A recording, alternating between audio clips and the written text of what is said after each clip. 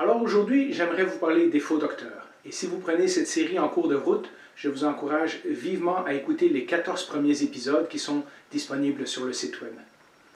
Rendu à ce point dans notre étude, nous avons soulevé le fait, ça c'était la dernière fois, que parfois nous ne pouvons pas chercher la réconciliation ou la paix à tout prix. Et parfois il faut confronter. Au dernier épisode, nous avons examiné la situation dans le cas de quelqu'un où ça affecte profondément son harmonie avec l'Église, sa relation avec d'autres chrétiens ou son témoignage personnel. Mais il y a deux autres situations dans la Bible où la confrontation est nécessaire.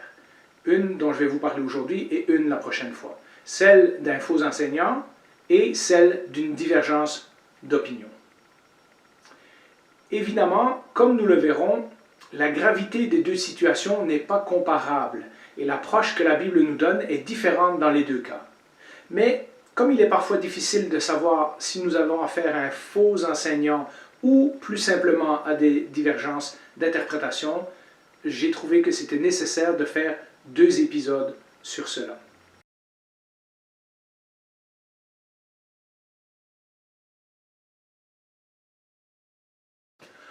Aujourd'hui donc, nous regarderons le cas de ce qu'on appelle les faux docteurs. Et cela nous permettra la prochaine fois de mieux comparer avec l'autre situation qui est celle des divergences d'opinion.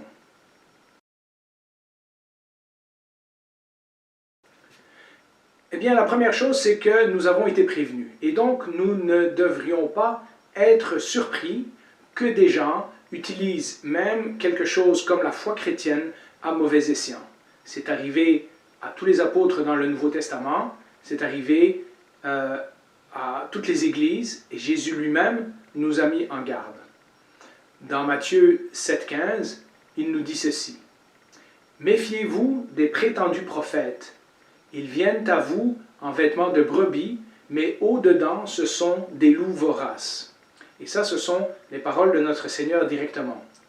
Les termes de Jésus ne sont pas tendres et ils ne sont pas neutres. Une lecture de ces confrontations avec les maîtres de la loi nous dévoile que c'est le groupe de gens avec qui Jésus a été le plus confrontatif, et pourtant c'était des gens religieux. En effet, quand il est question du message du salut, on ne peut pas se permettre d'avoir des gens qui parlent au nom de Dieu, mais qui conduisent des foules dans l'aveuglement. À la suite de Jésus, comme je l'ai dit tantôt, quasiment tous les auteurs du Nouveau Testament avertissent les chrétiens de la réalité de la présence de faux docteurs parmi eux. L'apôtre Paul, d'abord, dans 1 Timothée, chapitre 6, versets 3 à 5, nous lisons ceci. « Si quelqu'un enseigne une autre doctrine et ne s'attache pas aux saines paroles de notre Seigneur Jésus-Christ, et à l'enseignement qui est conforme à la piété, il est aveuglé par l'orgueil, il ne sait rien, il a la maladie des controverses et des querelles de mots. C'est de là que naissent les jalousies, les disputes, les calomnies, les mauvais soupçons, les discussions violentes entre des hommes à l'intelligence corrompue, privés de la vérité, qui croient que la piété est une source de profit. Éloigne-toi de telles personnes. » Dans ce texte, Paul nous donne déjà plusieurs indices. Il parle d'une autre doctrine, il parle que les résultats sont la division, que le but c'est le profit ou l'argent. Voyons ce que Pierre nous dit. L'apôtre Pierre, dans 2 Pierre, chapitre 2, versets 1 à 3, nous dit ceci. « Cependant, il y eut parmi le peuple de prétendus prophètes. » On parle du peuple d'Israël dans l'Ancien Testament. « De même, il y aura parmi vous de prétendus enseignants. Ils introduiront sournoisement des doctrines qui conduisent à la perdition, allant jusqu'à renier le maître qui les a rachetés. Et ils attireront ainsi sur eux une ruine soudaine. Beaucoup les suivront dans leur immoralité, et la voix de la vérité sera calomniée à cause d'eux. Dans leur soif de posséder, ils vous exploiteront avec des paroles trompeuses, mais leur condamnation menace depuis longtemps, et leur ruine ne tardera pas. » On y retrouve le thème de la division, comme l'apôtre Paul, de l'argent, la cupidité ou la soif de posséder, et de la corruption de la doctrine. Certaines traductions vont utiliser le mot trafiquer ou exploiter. L'apôtre Jean nous met en garde également. Dans 1 Jean, chapitre 4, verset 1, il nous dit « Bien-aimés, Ne vous fiez pas à tout esprit, mais mettez les esprits à l'épreuve pour savoir s'ils sont de Dieu, car plusieurs prétendus prophètes sont venus dans le monde. Et il continue au verset 4 en disant que les gens du monde, ceux qui ne sont pas du royaume de Dieu, en d'autres mots, les suivent et les écoutent, car ils sont comme eux. Il y a donc également, en plus des autres thèmes qu'on a vus dans Pierre et dans Paul, cet effet d'entraînement, cet effet qui intéresse les gens à entendre ces choses qui sont différentes de l'Évangile. Et puis Jude, chapitre 1, verset 19, nous dit « Ce sont ceux qui provoquent des divisions, sont dominés par leur propre nature et non pas l'esprit. » Les références dans les lettres de Paul ailleurs sont également très nombreuses et on trouve même dans le début du livre de l'Apocalypse des références aux faux enseignants, aux faux prophètes, etc. La Bible, pour notre protection et celle de l'Église, nous donne une approche spécifique pour agir avec les faux docteurs. Et donc, il est important de bien savoir les identifier avant d'accuser ou de confronter quelqu'un. Mais qui sont ces faux docteurs? Eh bien, d'abord, ce sont des vraies personnes qui peuvent avoir l'air très éduquées, charmantes et intelligentes. 2 Corinthiens, chapitre 11, versets 13 à 14, et vous le lirez pour vous-même, nous avertit que Satan lui-même peut prendre la forme d'un ange de lumière. Mais on les reconnaît à leur enseignement. Ils mélangent la vérité avec le mensonge. Ils redéfinissent subtilement la doctrine chrétienne. Ils sont souvent attirés par l'argent et le succès et finissent par créer des divisions et des conflits. D'après les divers textes qu'on a lus, les critères que l'on peut relever sont d'abord toujours évaluer si l'Évangile est tordu ou manipulé, comme Paul par exemple avec les Galates. S'il contredit des doctrines essentielles de la foi chrétienne qui sont explicites ailleurs. Par exemple, dire que nous ne pouvons plus pécher alors que 1 Jean 1,8 nous dit exactement le contraire. Ou encore si quelqu'un prétend que Jésus n'est pas vraiment Dieu. Vous lirez 1 Jean 4, versets 1 à 3. Ensuite, regardez les fruits de ces enseignants et de leurs enseignements.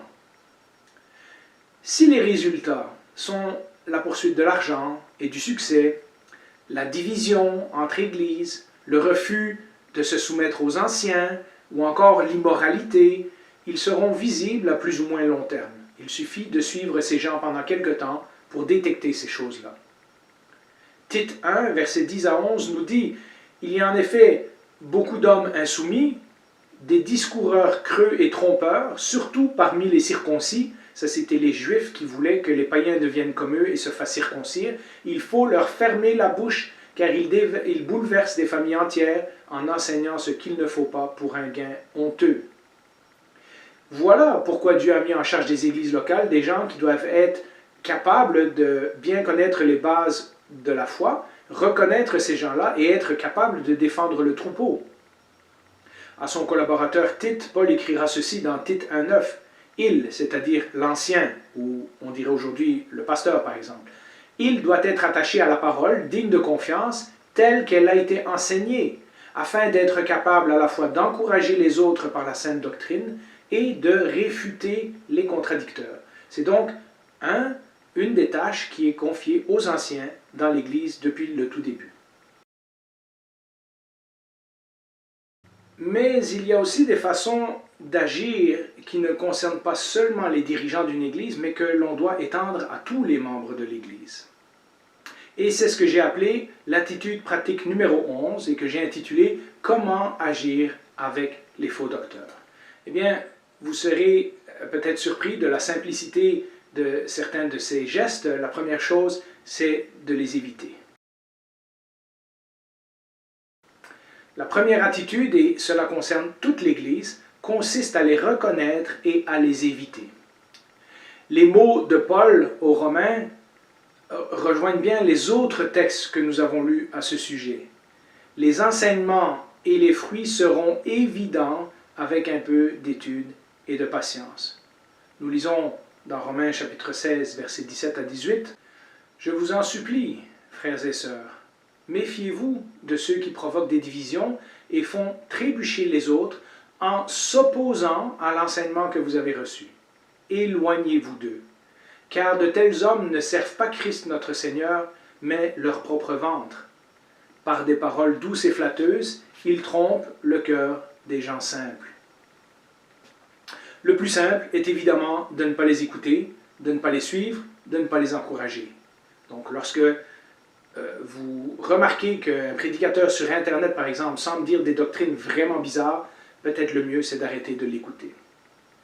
Les premiers versets du psaume 1 nous disent et nous montrent potentiellement la glissade de celui qui commence par écouter des gens qu'il ne devrait pas. Vous relirez le psaume 1. N'oublions pas que dans l'Église du début, les gens se réunissaient presque toujours dans des maisons.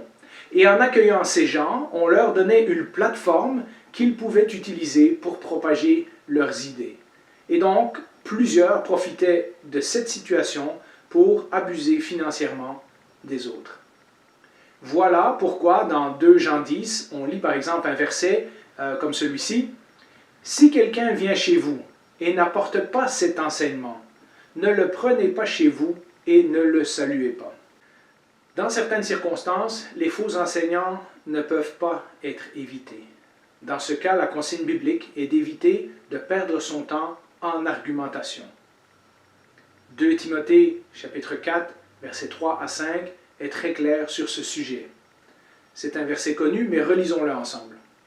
« Car il viendra un temps où les hommes ne supporteront pas la saine doctrine, mais, ayant la démangeaison d'entendre des choses agréables, ils se donneront une foule de docteurs selon leurs propres désirs, détourneront l'oreille de la vérité et se tourneront vers les fables. Mais toi, sois sobre en toutes choses, supporte la souffrance, fais l'œuvre d'un évangéliste, remplis bien ton ministère. » Quand j'y pense, certaines de nos interventions sur YouTube et sur Facebook ressemblent parfois à cela. Nous essayons absolument de faire changer d'avis à quelqu'un qui n'est pas enseignable. Ces gens ne sont pas intéressés à nous écouter, mais à accumuler par exemple le nombre de clics. Ils provoquent des discussions controversées qui, en bout de ligne, ne mènent à rien. Autre exemple, nous savons aussi que certaines sectes ont été créées par des gens qui se sont éloignés du christianisme biblique. Alors que nous pouvons et nous devons prier pour le salut de leurs membres et développer des relations personnelles avec certaines de ces personnes, avec l'espoir de les amener à Christ, il est inutile et improductif de s'en prendre à l'organisation au complet. De même, certaines de nos connaissances dans ces milieux-là ne seront pas enseignables du tout, et d'autres le seront. Parfois, donc, nous devons éviter de perdre un temps précieux avec des gens qui refusent d'écouter. Mes amis, cette attitude a été celle de Jésus. La deuxième attitude à adopter, c'est confronter. Quand ces gens-là sont dans nos églises et qu'il est clair qu'ils prêchent un autre évangile, ils doivent être combattus. Si nous ne le faisons pas, en restant silencieux, en ayant peur, et je mets ça entre guillemets, d'attaquer un autre croyant, ou en insistant sur une unité superficielle de l'Église, nous serons perdants de toute façon, car ils finiront par diviser l'Église et possiblement partir même avec un groupe de personnes. Je voulais vous donner un exemple biblique, l'Église d'Antioche. Tantôt, j'ai également parlé de l'Église aux Galates, mais vous voyez que dès le début de l'Église, les chrétiens ont été confrontés à ce danger. Nous lisons cette histoire dans Actes chapitre 15. Je vais vous lire quelques versets. Au verset 1, nous lisons ceci. « Quelques hommes venus de la Judée enseignaient les frères en disant « Si vous n'êtes pas circoncis selon le rite de Moïse, vous ne pouvez pas être sauvés. » Nous voyons donc tout de suite que ces gens prennent une place d'autorité, puisque le texte nous dit qu'ils se sont mis à enseigner les autres. Mais ils ajoutent des critères au plan du salut, la circoncision selon Moïse. Alors qu'ont fait Paul et Barnabas? Dans Actes chapitre 15, verset 2, nous lisons ceci. « Paul et Barnabas eurent avec eux un débat et une vive discussion, et les frères décidèrent que Paul et Barnabas et quelques-uns des leurs montraient à Jérusalem vers les apôtres et les anciens pour traiter de cette question. Voyez-vous, comme l'église d'Antioche en était encore à ses débuts, ils eurent le réflexe sage de demander conseil aux apôtres eux-mêmes. Nous lisons dans la suite du récit, et vous pourrez le lire pour vous-même, que Pierre et Jacques, en se basant sur les enseignements de Jésus et les enseignements de l'Ancien Testament, concluent que cet enseignement est une erreur et que le salut s'obtient par la grâce seulement. Grâce à Paul et à Barnabas, l'église d'Antioche a été épargnée d'un grand conflit. La doctrine a été protégée et l'Évangile a continué à se répandre dans cette région. Paul aura d'ailleurs plus tard la même approche sans compromis avec les églises de Galatie. Nous lisons dans Galates chapitre 1, versets 6 à 8. « Je m'étonne que vous vous détourniez si vite de celui qui vous a appelé par la grâce de Christ pour passer à un autre évangile. Ce n'est pas qu'il y ait un autre évangile, mais il y a des gens qui vous troublent et qui veulent déformer l'évangile de Christ. Mais si quelqu'un, même nous, ou même un ange venu du ciel, vous annonçait un évangile différent de celui que nous vous avons prêché, qu'il soit maudit. » C'est une accusation très sérieuse. Et enfin, il y a l'étape difficile de l'expulsion. En effet, nous en avons déjà parlé précédemment, lorsque quelqu'un dans l'Église enseigne un faux évangile et n'est pas enseignable, la Bible nous dit que cette personne doit être exclue de l'Assemblée. Vous savez, parfois, la paix et l'unité ne peuvent pas être restaurées tant que la personne n'est pas partie. À nouveau, comme nous l'avons déjà indiqué avant, il s'agit d'un geste pastoral et non pas d'une vengeance. Le but est d'essayer de corriger la personne afin qu'elle se repente de son erreur. Mais avec certaines personnes, on arrive à un point où on ne peut plus les raisonner. Dans ce cas, le danger pour l'Église est assez sérieux que si une telle personne refuse d'écouter, l'Église et les anciens, elle doit être exclue. Nous lisons dans Tite 3, versets 9 à 11, « Mais les folles spéculations, les généalogies, les disputes, les conflits relatifs à la loi, évite-les car ils sont nuisibles et sans valeur.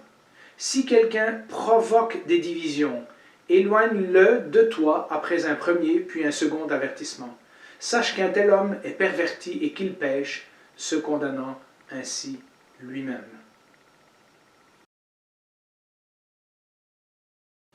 J'aimerais faire un petit avertissement cependant.